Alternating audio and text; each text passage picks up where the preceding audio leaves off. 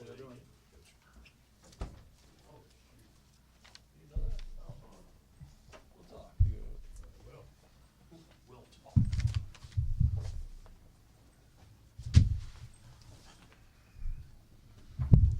Coach, we'll start with an opening statement, and then we can open it up for questions. Just proud of our guys, proud of my guys for sticking together. We had some adversity. We had one player to go out for an injury, and then obviously some young men get disqualified due to fouls. But just proud of them for sticking together. It's just a microcosm of the season. We started out as a brand new team with 11 new players. We're able to come together and win our last 7 in the regular season. And finished second in the Southland. So I think the same thing happened in this game. We just weren't able to make enough plays in overtime. Credit to Nichols. They did a good job, and were able to get to the rim and get fouled and made a few more plays than we did at the end. Questions? Firstly, just how is Teddy doing? He's been dealing with plantar fasciitis the entire season. So that flared back up on him. I don't know exactly, and I know he couldn't come back, and he's probably out for a while. But disappointed in the loss. But he's a tough dude. He's definitely a tough dude.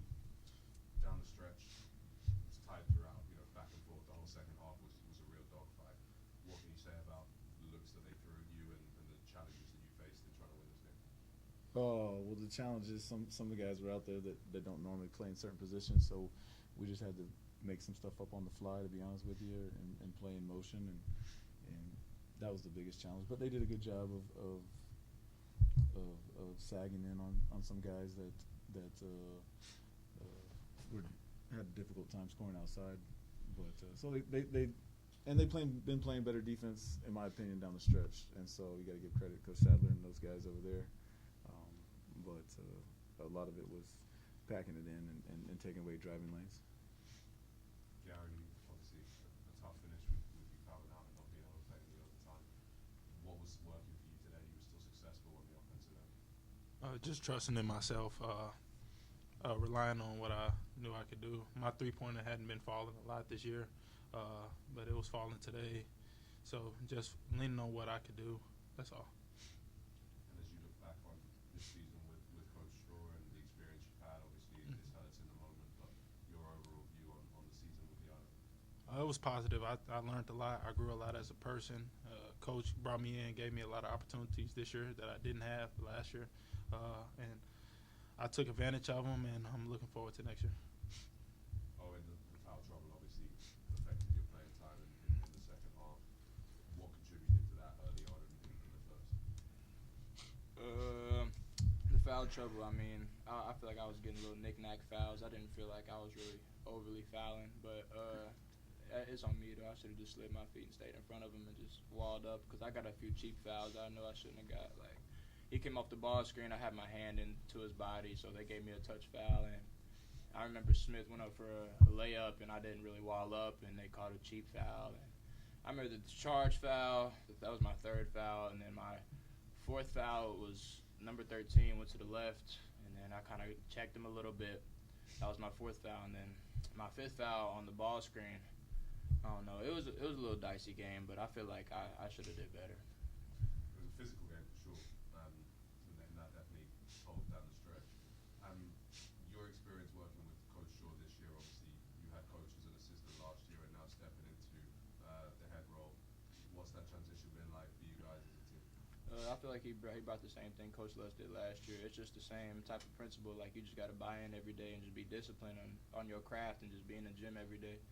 Because real players don't take days off, and if you take days off, you're going to find yourself behind people you wasn't supposed to be behind because you're not really working every day. So I feel like he established, like, getting in the gym every day just to be the best you can be. Coach, so obviously the loss is tough tonight, but Corpus Christi has won the league the past 2 years. This year, McNeese, obviously 29-3 record. You guys lost to a very competitive Nichols team tonight. So what do you think that says about the league's growth over the last few years? Yeah, the league's, since I've been in here, the league was eight teams, a little bit on life support. The Commissioner Grant's done a good job stabilizing the league. With that being said, obviously McNeese is one of the better mid majors in all of college basketball. So, and Nichols with Coach Sadler and Alvin Brooks at Lamar, they're on their way up as well. So the league in its totality has gotten a lot better since the old 8-team Southland Conference that was on its last leg, and that's a credit to the entire Southland Conference staff and the people that are at their respective universities and doing a great job of building good basketball programs. This is your first year at the helm. What was the one big takeaway that you could share through the season? The big takeaway for me was we lost a couple games in a Thanksgiving tournament at Northern Kentucky. We played Northern Kentucky and LIU, and I had to learn a lot and just help bring these guys together. But once we changed a few things, we were able to take off from there. So it was just a learning experience for me. Thankful for these guys and trusting, coming to the Texas A&M University Corpus Christi and bonding together. They'll have these life bonds, or these bonds for the rest of their life. And just proud of the way we finished down the stretch. We got better and better as the season went on. Just lastly from me, you were very well supported here tonight by fans, administration, obviously cheer, spirit, band. What does that support from your administration and the whole university mean to you as a coach and your program? Oh, yeah, the administration, we said it before, players win games, administration wins championships, and they've given us unbelievable support. President Miller and Adrian Rodriguez as our AD, and then all the fans. It's a great place. It's a great place to live. It's a great place to be a basketball player and have a good basketball program. A lot of people support these young men because they're good people, good players and a good team. So it means a lot to us that they come out. We're just, obviously disappointed we couldn't provide a win and get to the championship game, but very thankful for their support. Anything else? Thank you, guys. All right, thank you. Appreciate it.